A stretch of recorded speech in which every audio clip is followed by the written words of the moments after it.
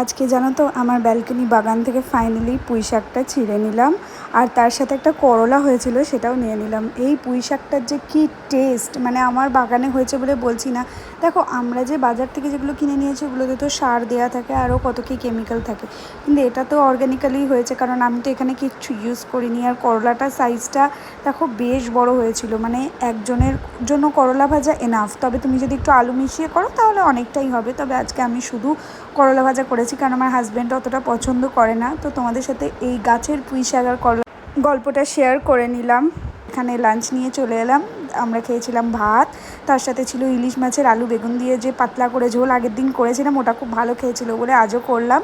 আর হাজব্যান্ডের জন্য করেছিলাম একটুখানি আলু ভাজা, আর তার সাথে আমার গাছের করলা ভাজা, আর তার সাথে করেছিলাম ইলিশ মাছের মাথা দিয়ে পুঁই শাক দিয়ে আলু কুমড়ো দিয়ে একটা ছ্যাঁচড়া।